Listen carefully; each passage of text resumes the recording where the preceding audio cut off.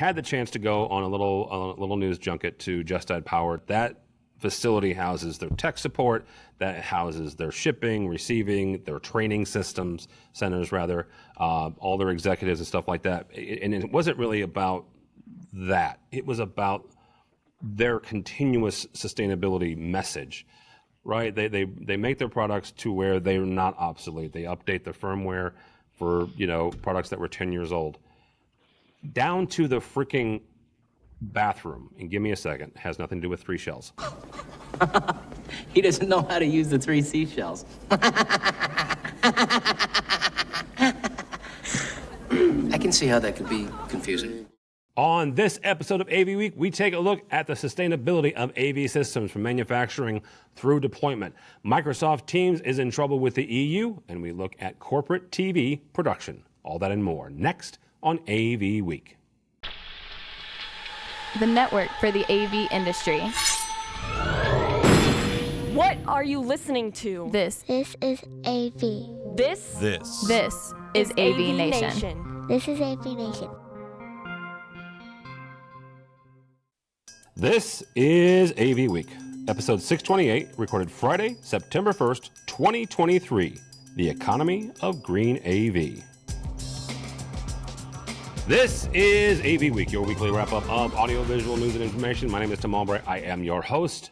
Before we get to our fantastic guest, and I am incredibly excited about today for all kinds of reasons, first and foremost, I'm going to say this 1,000 times. If you're not watching the video of episode 628, pause the audio and go to YouTube and find it, because what's sitting behind me is finally working, and it's all Mitchell Toolin's fault. Thank you to Epson and for a freaking awesome video wall and Mitchell's idea of, hey, you should have something behind you. And then there you go. So thank you, Mitchell, who happens to be actually in the studio for me for the first time. Actually, this is once a year for him. So this is his one time a year. All right, now to our guest. First and foremost, Dr. Adaline Tatum from USC. Welcome, ma'am. Thank you, Tim. Thank you for having me on another podcast with you. Absolutely. An old friend, and I don't mean that because he has white hair, but I have known Mr. Tucker. Mr. George Tucker was on episode 0 of AV Week. So that's how far back George goes. George now works for corporate AV in Yonkers. Welcome, young man. Hey, great to be on. Yes, back when we had steam-powered internet. That's an old, long joke, because George used to love, well, probably still loves to dress up as in steampunk.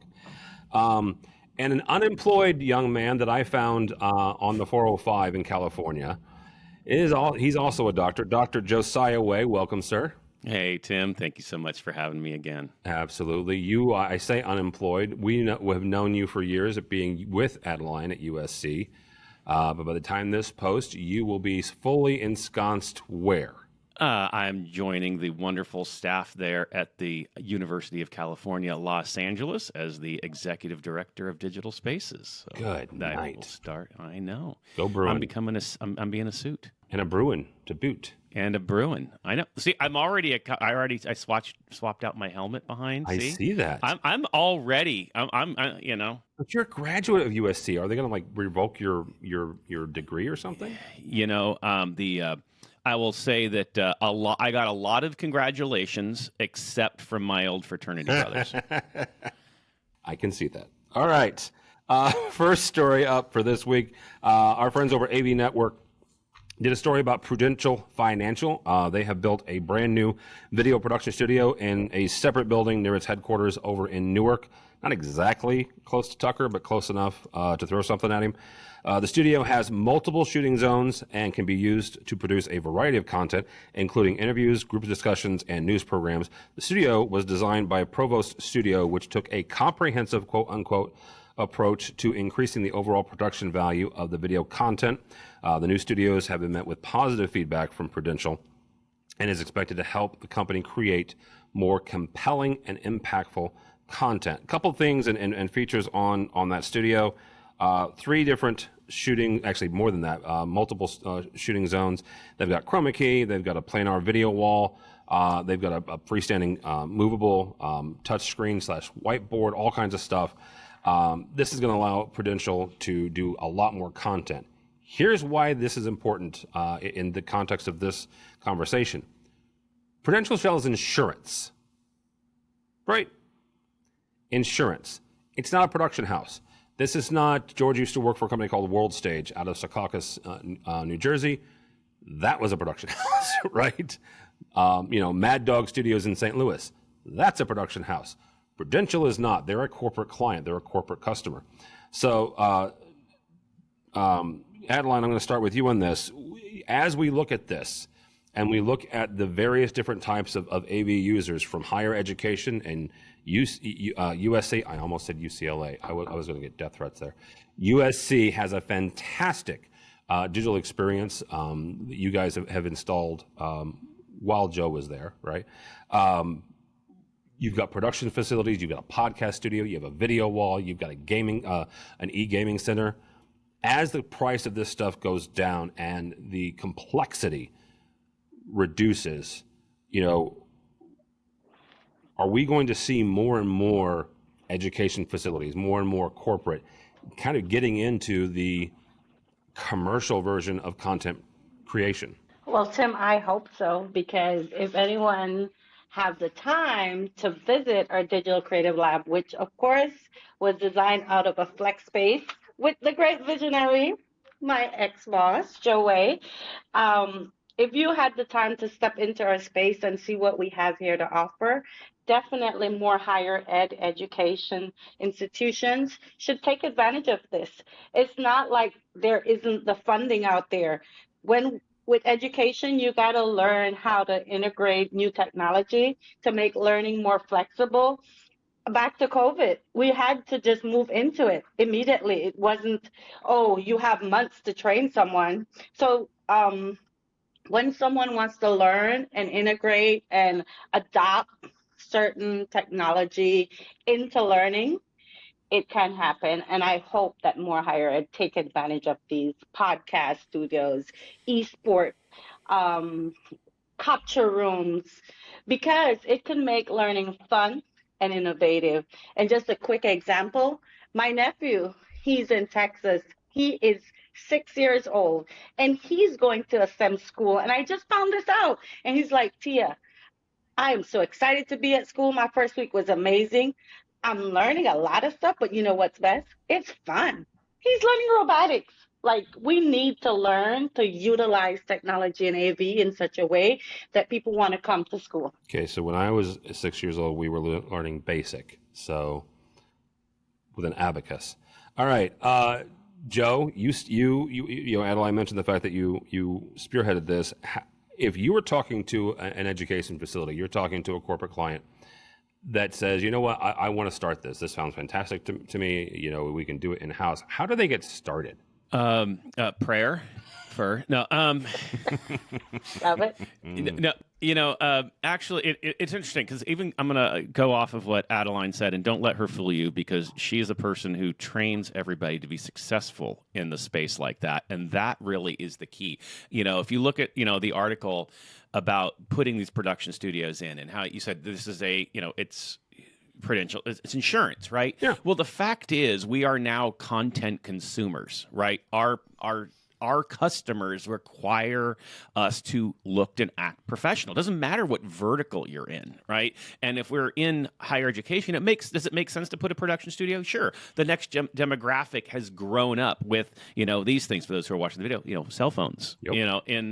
In their hands. They understand, and that's how they communicate. Well, now we're just expecting that's why are you standing, in front of a beautiful Epson wall, right? I mean, it's because that's the type of thing that our customers are now expecting.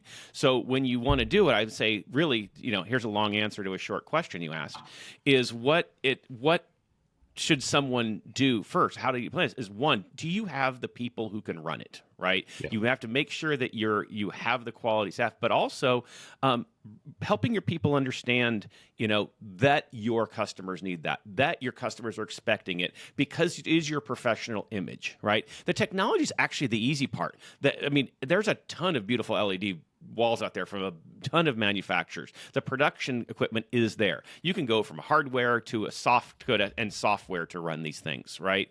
That's actually the easy part. It's now making sure that, hey, you're going to now have to have job listings that say, I need an AV tech. And you're going to start seeing that appear in places like Prudential and all other corporates because now your customers are expecting that. And that's what's going to set you ahead, right? It's going for those who can do that. All right. Mr. Tucker, you do work for an integrator and an events production company. So you look at this. I'm putting words in George's mouth. If I were you, I'd be looking at this. You have from the start. Been a long time, Tucker.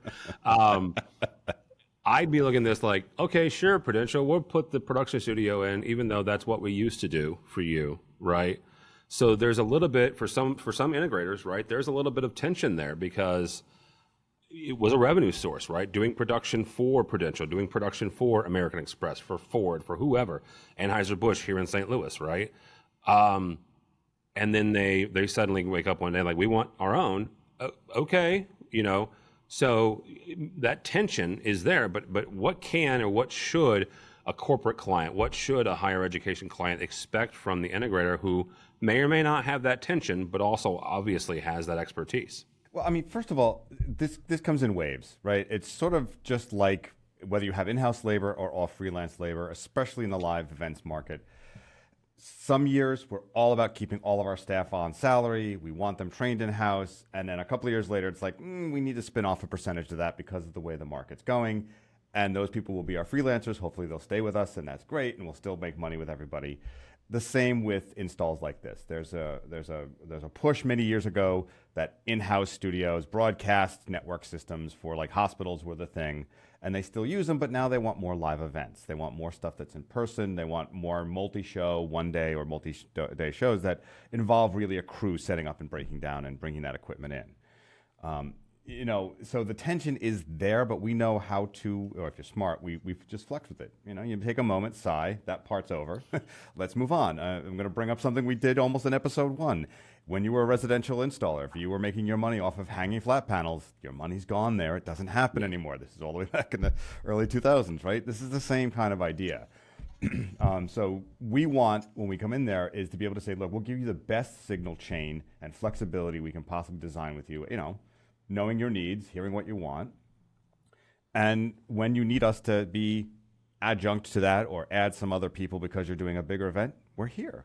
And when you have your parties and when you have your fundraisers and when you have your galas, we're here for that. And there's no replacing that. And there's good money in that. And being a small company like we are, we're a sort of small to mid-size, 20, maybe 30 people on staff, that kind of thing. We just flex in and out of it. And there's no real tension there other than, okay, we move on to the next idea. Yeah, I like the comparison to the hang and bangs because you're right. One of the things is, 20, 30 years ago, that was a good revenue source, and today it's not, right? Between Amazon, Amazon installs and everything else. So, I mean, look, during the pandemic, our big money was doing remotes and was setting up a studio in our little warehouse where everybody was masked, and that's what they did, and that was the primary source. Now we do it as a sort of add-on for some live shows, but they've all built studios themselves, partly with our knowledge, partly with the stuff they learned from us. And that's fine because they'll come to us again for that. It's sort of like the Macy's Santa thing. Go to A and Strauss, or what, I forget what it is in the in Middle on 34th Street, where he says, well, they don't have that Gibson's fire truck here. Yeah, go to Gibson's. When we tell you how to do it, you're going to come back to us. I'm going to say on top of that, you have to realize the ease and the price has now gotten to where it's easier for somebody to do it in-house too. I mean, if you look at back, when we were kids, if a band wanted to record an album, it meant actually going and renting out a studio for months at a time. It was expensive. It took work. Now the average album gets done on a MacBook Pro in someone's garage or in their office, right? That's the reality of how the world has changed. You can get a green screen and be able to have software that can make you look like you have a very professional production, right? So it makes sense to do that in-house. It makes sense now when you have the next demographic, and you can hire an intern who can create content and edit content on their laptop, and you couldn't do that in the past, right? And it can be very high quality. So if I were a corporate partner, I would absolutely put them in. I would absolutely say, why not take one of our conference rooms and turn it into a studio, which is exactly what we did at USC. We took a group study room and turned it into a production studio, and it was very easy to do. Alrighty, there's a line down there I could go about M7 Sony cameras from 30 years ago where we spent $50,000 a piece on them, but I won't. Look them up on eBay. You could probably get them for a nickel now. Next story from UC Today. The European Union has launched an antitrust probe into Microsoft's bundling of its Teams collaboration software with, of course, the Office productivity suite. The probe was initiated after a complaint from Slack. So no conflict of interest there. A rival collaboration platform. Really quickly, if you didn't know, Slack is also owned by Salesforce. Microsoft has offered to make changes to its bundling practices, such as offering a version of Office without Teams and reducing the price of Office without Teams. However, the EU said that these concessions are not enough, and it will continue the investigation. Investigation is still in its early stages, and it's not clear how long it will take, but it could certainly put a hamper into Microsoft's plans. Mr. Way, I'm going to start with you on this.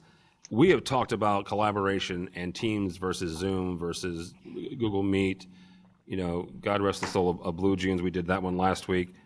What will this probe do to Teams' continued dominance in this space? Nothing. It'll do absolutely nothing. Okay. I mean, first off, who's really surprised that Microsoft bundles a bunch of junk with everything they sell? Okay, that's what they made their fortunes, since day one.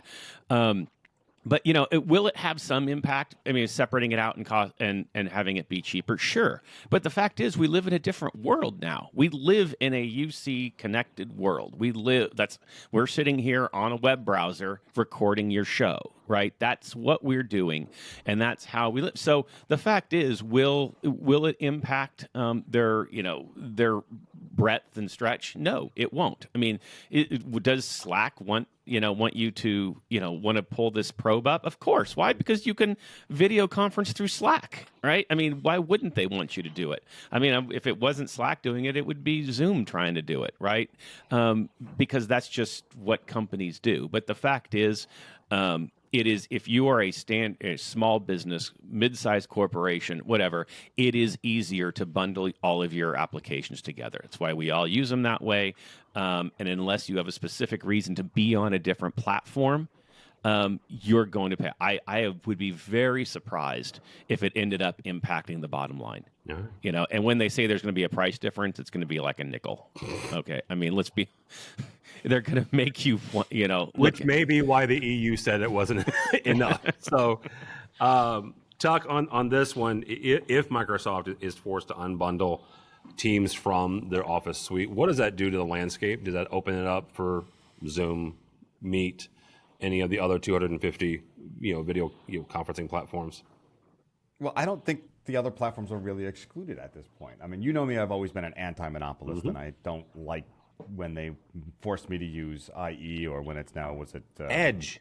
Edge. Would you like to use Edge? Much like I know what I'm in the AV choosing industry, here. because never mind. So I mean, to that end, as Joe said, I don't think Teams, it's got such a foothold. What we want is an integrated ecosystem, whether that's a virtual software ecosystem or it's a hardware ecosystem. That's always what we want. We don't want to have to change things out. And I want to be able to use Slack with Teams. Maybe that's the idea, is that I want some of the team functionality, but Microsoft bought Yammer, and it still shows up in a lot of Teams suites. You go click, and there's Yammer. It's underneath. So I don't see that going very far. I don't see it's going to really shake things up, other than someone will say, well, maybe I have a chance. But we're going to choose what we want to choose and what's ever most efficient for those needs. And that's where Microsoft has that advantage. It's business-centric. They want it. I don't really, I'm not going to offer someone anything else and go, well, there's this. We can add it. Nah, I'm happy. All right. I mean, I'm sorry, to that end, though, did you just know there was news this morning, I believe it was, that Facebook and Instagram are thinking about doing a paid ad-free platform to respond to EU's issues with their advertising and the way the platform is putting out stuff. So is that the future? Am I going to pay a little bit more to be saying I want the bundle? Yes, opt in. Well, and the other side of that is X's announcement, Elon Musk's announcement this week that he's going to offer video and audio calling, right? So competing directly with WhatsApp, and there are, like I said, there's. I use the 250 number because the report's about 2 years old, but there are legitimately 250 other video conferencing platforms, right? Adaline, I want to bring you in on this. there's a lot of education facilities, and you and Joe can disagree with me. There's a lot of education facilities that they will leverage and use Microsoft, especially on the higher ed side, right? K-12, they're Google houses all day long because it's free, right? But higher eds, a lot of them are Microsoft houses, but they still use Zoom, right? And there's something in there that, well, Zoom is either easier for our professors, it's something that we used, it's what we learned on during the pandemic, but it's still in there. So does this unbundling, does this this probe by the EU do anything to the landscape of who's using what as far as VC? So for me, I think because USC is a Zoom campus, especially in our spaces that we manage, it really doesn't affect us. But there are many schools here at USC that do utilize Team. And what we end up having to do is, thanks to D10, they have Zoom and Team on their interface now. So it doesn't really affect our job here. But to what you're saying, I do think that it gives Zoom a better platform to be able to promote as what they were doing when COVID hit. A lot of people utilize Zoom because of its flexibility, was easier for professors to utilize, and was just simpler. I have the question actually because I watched my kids' school go from Zoom to Teams because of the security issues. Now, granted, I wrote a whole article on this back in the day that said it's you, not Zoom, because you're not using the tools Zoom gave you to be safe. And now they lock it down before and you have to unlock everything, which I suppose would have been the better. But do you think that, I mean, maybe in higher ed it's a little different, that I know like primary education, they are staying with Teams, period, because they think it's safe and integrated and easy to use? You know, I'll jump in. I don't know that people are sticking with Teams because they think it's safer. I mean, if you look at the vertical itself, higher education, Zoom dominates it, right? It's actually probably the outlier of people who use Teams. It's the exception, not. And I think the ones that use it do because it is free, not because it's more secure. Because, like you said, you can lock it down. The way we had done it, at USC and other schools too. I mean, I talk to my colleagues across, through HETMA you're putting it behind an LMS anyway, right? You're having to go through your Blackboard or your Canvas or whatever to access it. You have a user authentication now. I mean, so when people were saying it was not secure. It was because we all just jumped on it without having best practices done because we were forced to, right? But it doesn't take hard. It's it's one click to turn on the security settings on your thing, right? And now it's done. And I think because we had to jump to it, we had issues. There were people who got scared, and rightfully so. I mean, if I were Microsoft at that time, and you heard about all the Zoom, whatever, jumping into calls or whatever, or Zoom bombing, whatever it was called, I would take advantage of that too and start. Doesn't mean that they weren't secure. I mean, they were still having the same problems as well. But I would have jumped on it if I were them. And I think now that's just been solved because we've put it behind the quote unquote paywall of your institution, right? And Tuck, I'd be interested, not for this discussion, but for us to kind of look down. Because in the Midwest, at least Missouri and Illinois, kind of where I am, they're Google houses because it's free, right? And they consider it safe enough. And, and Google has increased their security as well. But, during the pandemic, that's what our kids were on, were Google Meet. And they still use Google Classroom, right? And they have Chromebooks starting in, I heard the other day, 4th grade, which is just mind-boggling to me. So. Yeah, something because I know lower Hudson Valley, it's all Teams. That's just all the school districts went with it because of, security and stuff. There was a Zoom bombing, and then they heard, oh, the midpoint's not secure. Yeah. I'm like, all right, well, that's you're right there. It's not end to end. Okay, so what? All right, last story. It comes from me, and I hesitate doing any of these if I write them. So I'm just going to give you a synopsis, right? Had the chance to go on a little news junket to Just Add Power. Just Add Power has been a sponsor of AVNation in the past. They're not currently, but they have been in the past. Down around Tampa area, a brand new 30,000 square foot facility. Used to be a contact lens factory, which is fascinating. But that facility houses their tech support, that houses their shipping, receiving, their training centers, all their executives and stuff like that. And it wasn't really about that. It was about their continuous sustainability message. Ed Qualls, who is the owner of Just Add Power, Midwestern boy, right? He came from Indiana, still a Colts fan, which I can't fault him for that because they're as bad as the Bears are right now. But they're not crunchy like I would like. Again, I'm a big dumb Midwesterner. I consider Joe crunchy, right? Anybody from the West Coast, y'all are crunchy. My buddy Rich Fregosa, 100%. Very much. Not that we don't care about the environment, but the stereotype is, right? Midwesterners aren't so much concerned about the environment. These guys are, right? They make their products to where they're not obsolete. They update the firmware for, products that were 10 years old. Down to the freaking bathroom, and give me a second, it has nothing to do with three shells. The towels are not paper towels, they're physical, like, cloth towels, and then they wash them, right? So this is a company that looks at sustainability in a really, really serious manner. They look at it when it comes to their packaging and everything else like that. George, you and I have been around the block once or twice, and I don't care if it's called green AV, sustainability AV, this has been around for a minute. How important is that today in 2023, the sustainability issue to end users, to clients, to customers? I know that's a hard one. Look, I know Middle Atlantic used to have electric chargers in their place. I think before it was sold, and the gentleman who started it moved up to where he is, way up New York State here. I think it comes down to there's a driven desire to do it, and if it meets their economic and business needs, then it's a win-win. I know that there are some companies who desire it, but go, look, we have to go this way because it's just not going to work for us, however short-sighted that is. I love it because, yes, especially in the live events industry, we are known for using gear till it's a shell of itself and we can't use it anymore, and then somebody yells because they didn't like it. But other than that, we're going to use it to the end of life. I've got lighting fixtures like these Lecos that are probably 35 years old. That's brilliant. You know what I mean? Where at least it's not winding up in a dump somewhere. But when I worked in like residential integration, the stuff we yanked out, and that was something that really bothered me all the time, is that it's only a couple of years old, or it's only 10 years old, and out it went, and it just went in a trash can.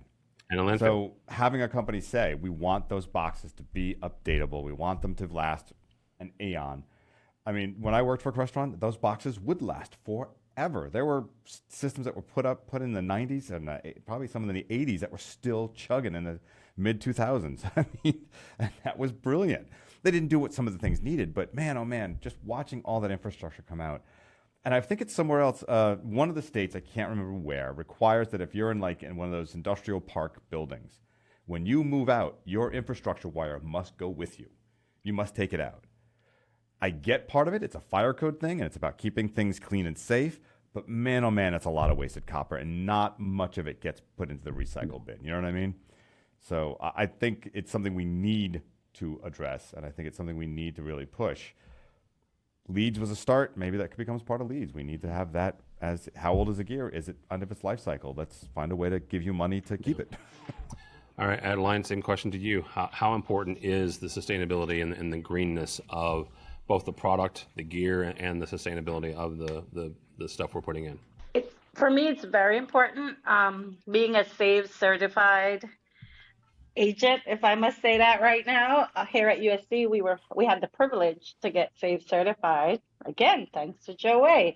And we're always thinking about the earth and sustainability, as well as our president here at USC is very big on that.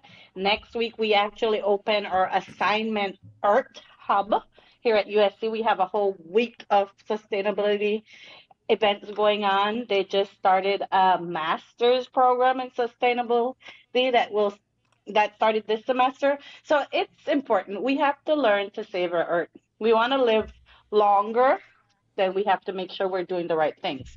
One of the things that I loved from the training, which was a light bulb went off in my head, was the fact that just by simply unplugging our chargers when we're not using it from the outlet, just simply turning off our monitors when we're going home, simple things that we can do to save electricity, to save the earth, we need to start to integrate within our life style and build it and let it be a habit and teach others about it. Just educate, awareness. I think it's just all about awareness. That's not happening. So let's start and get out there. And we could start within our own household. We could start within the office, just sharing within our circle. And of course, if I tell you, you tell someone else, it leads a chain. Absolutely. All right, Joe, not just from UCLA standpoint, but also from HETMA and the folks you talk to. If this is important to them, how do we get this through to both the dealers as well as the manufacturers? Yeah. I want to say, well, first off, I think that I don't know that we have to get through. I think people are aware they have to do it, right? It's the world has just changed, and you also, say you have to keep up with the Joneses. You also just can't be the company that doesn't pay attention to it. Right. And if I were to look and go, just add power, I mean, look what they do. They do AV over IP solutions, right? If any company is going to think sustainability, well, their whole point of their hardware is to be able to limit hardware, right? I mean, that's their business model. Yeah. And I think that's wise. And so when you have, and if we look at California, we have rolling blackouts that happen, right? Those little things that you have to do to eliminate eliminate your footprint of your power consumption. And if you look at it at scale, if I were looking at HETMA or you're looking at an institution, if I can just limit, my power consumption in a classroom by even 10%, which I know we can do a lot more compared to 15 rack unit things that now can be brought down to 2.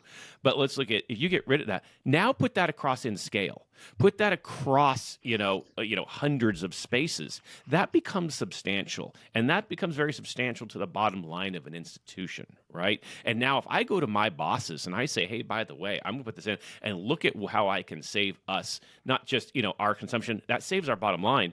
That helps me as a tech manager, right? I now have that, that kudos that goes with it, allows me into that space and to be able to drive that. And one of the things that we're doing with HETMA and we're doing with SAVE, like Sustainability and AV, is we're now putting up best practices that you need to show that you are using, proper practices when you're manufacturing. Where are your chips coming from, right? Where are you, those things that go down the line.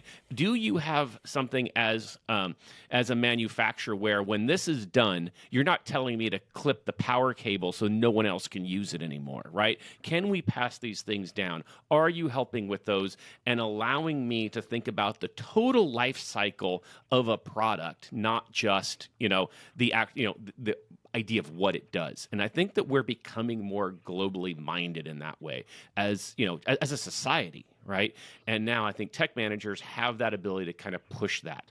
And it's good to see all companies doing it. I think a lot of companies are coming in, they're making it their practice, but we want to know it. When I put an RFP out for a product, one of the things is, please tell me your sustainability practices.